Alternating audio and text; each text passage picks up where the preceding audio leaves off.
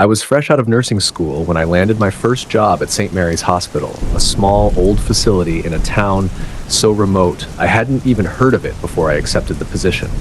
I thought it would be a quiet place to start my career where I could learn and grow without the chaos of a big city hospital. I was right, for the most part. But then there was the patient in room 23. I remember the night he was brought in as if it happened just yesterday. The rain was coming down in sheets, drumming on the roof like the heartbeat of some giant beast. It was nearly midnight, and the ER was eerily quiet. I was on night shift, and it was my second week at the hospital. I was starting to feel comfortable with the routine, even if the loneliness of the night shift was sometimes overwhelming. The ambulance arrived without sirens, just the flashing lights cutting through the darkness and rain. I wasn't expecting any new admissions, so I went to the front desk to see what was going on. The paramedics were already inside, their faces pale, their uniforms soaked. One of them was holding a clipboard, staring at it like it held the answer to a question he was too afraid to ask. "What do we have?" I asked, trying to sound more confident than I felt. "Found him wandering along Route 22, the paramedic said, his voice low and hesitant. "No ID, no wallet, nothing, just this." He handed me the clipboard, and I looked at the patient's file. There wasn't much, just the basics, and even those were more questions than answers. I glanced at the patient lying on the gurney. He was a man, maybe in his late 40s, but it was hard to tell. His hair was a tangled mess, his face gaunt and pale with dark circles under his eyes. He was dressed in a hospital gown, the kind we used in our facility, but it was stained with blood. The strangest thing was, as I examined him, I couldn't find a single wound. He was covered in blood, but there wasn't a scratch on him. "Where did the blood come from?" I asked, more to myself than anyone else. The paramedic just shrugged. "We don't know. We checked him over, no injuries, no signs of trauma, but he won't speak, just stares at us like that." I leaned in closer, trying to meet the patient's eyes, but he was looking past me like he was focused on something only he could see. His eyes were dark, almost black, and there was something about them that sent a chill down my spine. It was like looking into a void. "We'll take it from here," I said, trying to shake off the unease. The paramedics didn't argue. They were more than happy to leave him with us. We got him into a wheelchair and brought him up to the third floor, where the other patients were sleeping peacefully, unaware of the nightmare that had just entered the hospital. We put him in room 23 at the end of the hall. It was a quiet room, away from the others, and it felt like the right place for him. But as soon as we got him settled, things started happening. At first, it was just little things. The lights in his room would flicker, but when we checked, there was no reason for it. The temperature would drop, even though the heating was on full blast. I would walk past the room and feel a cold breeze, like someone had left a window open, but the windows were sealed shut. But then the night nurse, Linda, started getting sick. It was nothing serious at first, just nausea, headaches, the usual symptoms of working the night shift. But it got worse. She started vomiting, her nose would bleed for no reason, and her skin took on a grayish hue like she hadn't seen sunlight in years. She swore it was because of the patient in room 23. "He's cursed," she whispered to me one night, her voice trembling. "There's something wrong with him, something evil." I didn't want to believe her, but I couldn't shake the feeling that she was right. The other nurses started avoiding the room, refusing to go in there unless absolutely necessary. I tried to keep things professional, to treat him like any other patient, but every time I stepped into that room, I felt like I was being watched by something inhuman. Then came the night that changed everything. I was doing my rounds, checking on the patients, making sure everything was in order. I had been dreading room 23 as always, but I knew I couldn't avoid it. I pushed open the door, and there he was, sitting up in bed, staring at me with those hollow, dead eyes. "Good evening," I said, my voice barely above a whisper. I tried to sound calm, but my heart was racing. "How are you feeling?" He didn't answer. He never did. But there was something different about him tonight. He was smiling. That smile sent a shiver down my spine. It wasn't a normal smile, it was twisted, cruel, like he knew something I didn't, something terrible. And then he spoke, the first words he had said since he arrived. "Why are you here?" His voice was low, almost a growl, and it felt like it was reverberating inside my skull. I took a step back, my heart pounding. "I'm just here to check on you," I managed to say, my voice shaking. "Do you need anything?" He didn't answer. Instead, he reached out his hand, his fingers curled like claws. His hand was covered in blood, fresh and wet, but it wasn't his blood. I could feel it. There was no wound, no injury. The blood was coming from somewhere else. Somewhere. Impossible. The moment his fingers touched my arm, I felt a burning pain shoot through my body like I'd been struck by lightning. I tried to scream, but no sound came out. My body went rigid and I collapsed to the floor, paralyzed. I couldn't move, couldn't breathe. All I could do was watch as he got up from the bed, moving slowly, deliberately, as if he had all the time in the world. He stood over me, his smile growing wider, more twisted. "You're next," he whispered, his voice like nails on a chalkboard. And then everything went black. When I woke up, I was in a different room, surrounded by doctors and nurses. My head was throbbing and my body felt like it had been through a meat grinder. I tried to sit up, but a sharp pain shot through my arm and I fell back onto the bed. "Easy now," a doctor said, leaning over me. "You're gonna be fine. Just take it easy." "What happened?" I asked, my voice weak, barely a whisper. "You were found unconscious in the hallway," the doctor said. "We brought you here and, well, we're still trying to figure out what happened. You're lucky to be alive." "Where is he?" I asked, the memory of those dead eyes and that twisted smile flooding back. "Who?" The doctor asked, frowning. "The patient, room 23, I said, my heart pounding in my chest. The doctor exchanged a look with one of the nurses, then shook his head. "There's no one in room 23. It's empty." I stared at him, my mind racing. "That's impossible," I said, my voice shaking. "He was there!" He was, but the doctor just shook his head again. "I'm sorry, but we have no record of a patient in room 23. It's been empty for weeks." I didn't know what to say. How could they not know? How could they not remember the man with the dead eyes, the man who had nearly killed me? I spent the next few days recovering in the hospital, trying to make sense of what had happened. The doctors ran every test they could think of, but they couldn't find anything wrong with me. No reason for why I had collapsed. No explanation for the strange marks on my arm that looked like claw marks. And no one, not the doctors, not the nurses, not even Linda, seemed to remember the patient in room 23. It was like he had never existed. But I knew what I had seen, what I had felt, and I knew that he was still out there, somewhere, waiting for his next victim. A week later, I quit my job at the hospital. I couldn't stay there, not after what had happened. I packed up my things and left that town, vowing never to return. But no matter how far I go, no matter how hard I try to forget, I can still feel those dead eyes watching me, still hear that twisted voice whispering in my ear, telling me that I'm next. And every night, when I close my eyes, I see him standing over me, smiling with that cruel, twisted grin, waiting for the moment when he can finally finish what he started.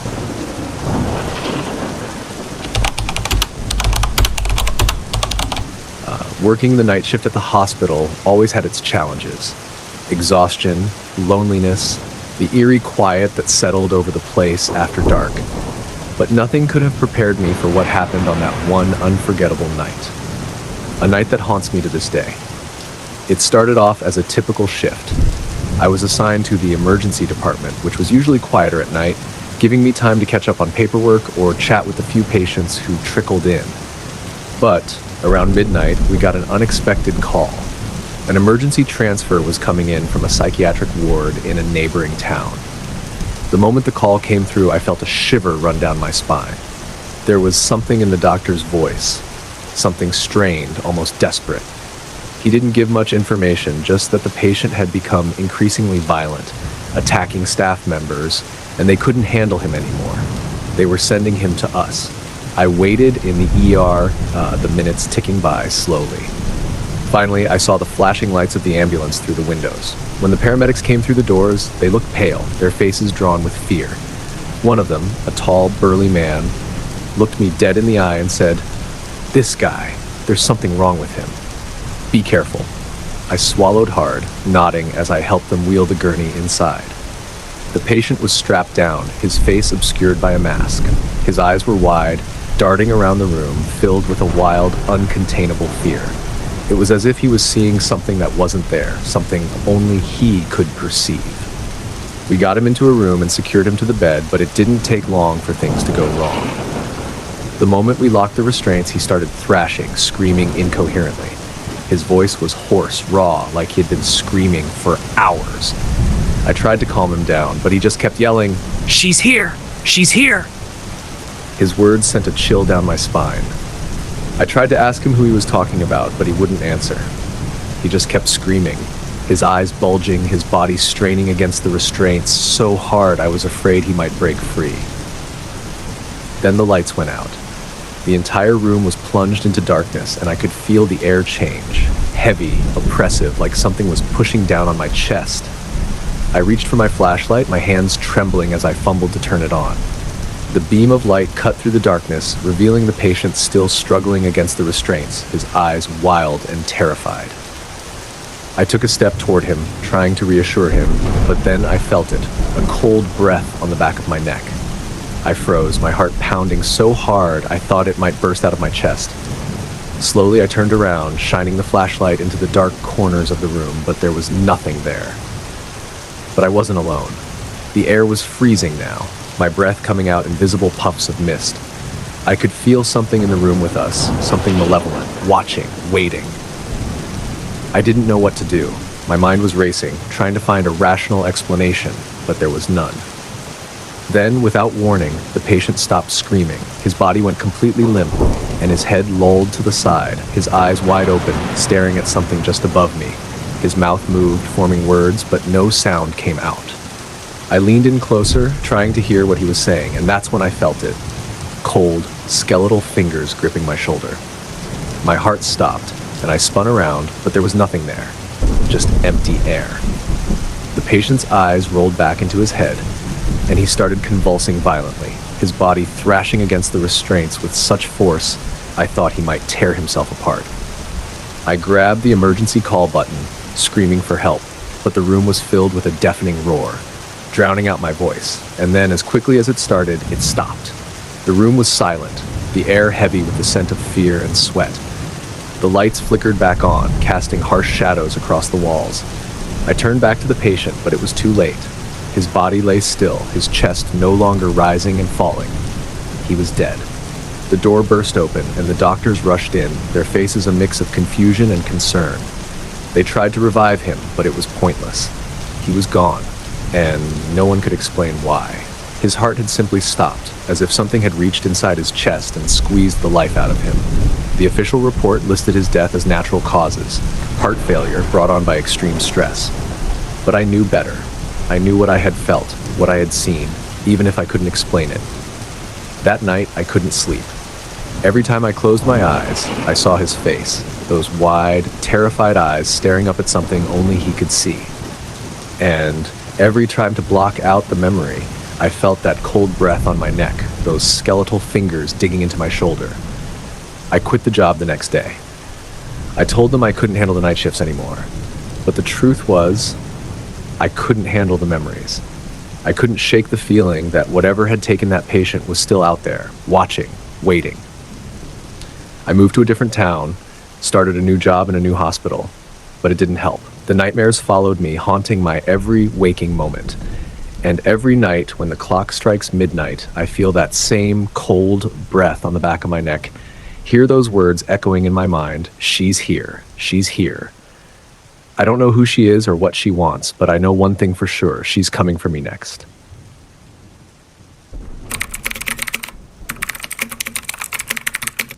Everyone at St. Luke's Hospital knew about Dr. Morgan. He was a legend, one of the best surgeons the hospital had ever seen. His hands were steady, his mind sharp, and his success rate was impeccable. But there was something off about him, something that no one could quite put their finger on. Dr. Morgan was tall, towering over most of the staff, with sharp features and piercing blue eyes that seemed to look right through you. His eyes were the kind that made people uneasy, as though he could see every secret you were hiding. He rarely spoke, and when he did, his words were clipped precise, like he was always in a hurry to get back to his work. He never smiled, never laughed, and he was always working. It wasn't unusual to see him at the hospital at all hours of the night, his long white coat trailing behind him as he moved silently through the halls. The other doctors admired him, respected him, even if they didn't quite understand him, and the nurses? Well, we were wary of him. There was something we couldn't explain, something that felt wrong. I was one of those nurses. I was new to the hospital, eager to learn, but a little intimidated by the enigmatic Dr. Morgan. My first encounter with him was brief.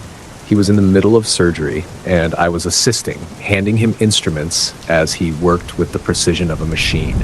He didn't acknowledge me, didn't even glance in my direction, but I could feel the intensity radiating off of him.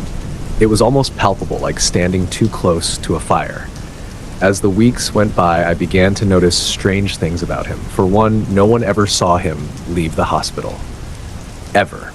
I know that sounds absurd, but it was true. He seemed to live there, and what's more, no one ever saw him eat or drink.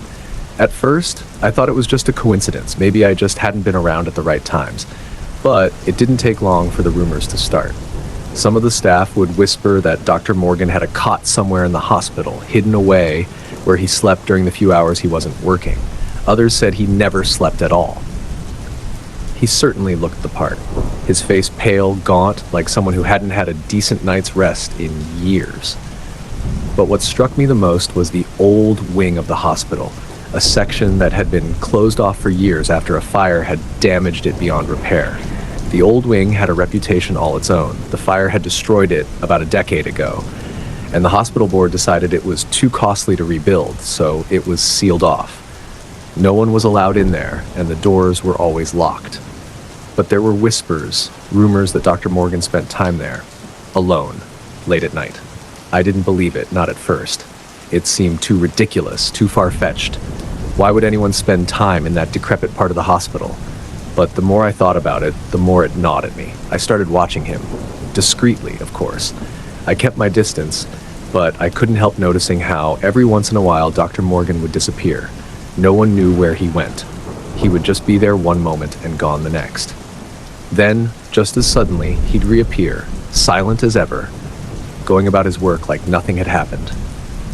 One night I saw it with my own eyes. It was late, past midnight, and I was working the night shift. The hospital was quiet, as it usually was during those hours. The halls were empty, and most of the patients were asleep. I was making my rounds, checking on each room, making sure everything was in order. As I passed by the main entrance, I saw him, Dr. Morgan, walking down the hallway toward the old wing. He was moving quickly, his long coat billowing behind him, his face set in that same unreadable expression. He didn't notice me, didn't even glance in my direction as he passed by. I hesitated for a moment, debating whether or not to follow him, but curiosity got the better of me. Something in me needed to know where he was going, what he was doing. I waited until he was out of sight, then quietly followed, keeping my distance. The hospital was dark, the only light coming from the occasional flickering fluorescent bulb. The old wing was at the far end of the hospital, down a long, narrow hallway that was rarely used. As I approached, I could feel the temperature drop. The air grew colder with each step, and my heart started to race. I could feel the hairs on the back of my neck stand up, as if something unseen was watching me. Dr. Morgan reached the door to the old wing, and to my surprise, he pulled out a key. The door creaked open, and he disappeared inside. I waited, my heart pounding in my chest, then slowly crept up to the door. I peeked inside, careful not to make a sound. The old wing was exactly as I had imagined it. Dark, dusty, and completely abandoned. The walls were charred from the fire, the paint peeling and cracked. The floor was covered in debris, and the air was thick with the scent of mildew and decay. But it wasn't empty. Dr. Morgan was there, standing in the center of the room, his back to me. And he wasn't alone. I squinted, trying to make out what he was doing. There was a figure on the floor. No, not on the floor. On a table. An old, rusty operating table. The figure was lying still, covered by a thin sheet. My breath caught in my throat as I watched Dr. Morgan pull back the sheet, revealing a pale, lifeless body. I couldn't make out the face, but it didn't matter. It was a body. A corpse. I stepped back, my mind reeling, trying to process what I was seeing. Why was he here? Why was there a body? My hands trembled and I could feel my pulse in my ears. I knew I should turn around and leave, but my legs wouldn't move. I was rooted to the spot, watching in horror as Dr. Morgan began to work. He moved with the same precision I had seen in the operating room, his hands steady, his face calm. But there was something wrong, something terribly wrong. His movements were too mechanical, too practiced, like he had done this hundreds of times before. And then I saw it. The body moved. It was subtle, just a twitch of the hand, but I saw it. My stomach lurched, and I clapped a hand over my mouth to stifle a scream. I couldn't believe what I was seeing. The body, the corpse, was moving. Slowly, its fingers curled, its chest rose and fell as though it was waking up from a deep sleep. And Dr. Morgan, he didn't react. He kept working like this was perfectly normal. I backed away, my heart racing, my mind screaming at me to run. But before I could, the floor creaked beneath my feet. Dr. Morgan's head snapped up, his eyes locking onto mine. For a moment, we just stared at each other. His piercing blue eyes seemed to bore into my soul, and I felt a cold wave of dread wash over me. Then, without a word, he turned back to the body, his hands continuing their work as if I wasn't there. I didn't stick around to see what happened next. I turned and ran, sprinting down the hallway, my footsteps echoing in the empty hospital. I didn't stop until I was back in the safety of the well-lit corridors, my breath coming in ragged gasps. I didn't tell anyone. Who would believe me? Dr. Morgan was a respected surgeon, a man of science, and yet, what I had seen, what I had witnessed, it was impossible. I tried to push it out of my mind, to tell myself it was a nightmare, a trick of the light. But deep down, I knew the truth. The next few days were a blur. I avoided Dr. Morgan as much as I could, and when I did see him, I kept my head down, hoping he wouldn't notice me. But I could feel his eyes on me, always watching, always calculating. It was as if he knew what I had seen, knew I had followed him into the old wing. And then, one night, he approached me. It was late, past midnight, and I was finishing my shift. The hospital was quiet, and I was alone in the staff room, gathering my things. I didn't hear him come in, but when I turned around, he was standing in the doorway, his tall frame casting a long shadow across the room. "Nurse," he said, his voice as cold as ever. A word. I froze, my heart pounding in my chest. I didn't want to be alone with him, not after what I had seen, but there was no escaping him. He stepped into the room, his eyes never leaving mine. "I'm aware of your curiosity," he said, his voice low, almost a whisper. "But I must warn you, some things are better left undiscovered." I didn't say a word. I couldn't. My mouth was dry and my throat felt like it was closing up.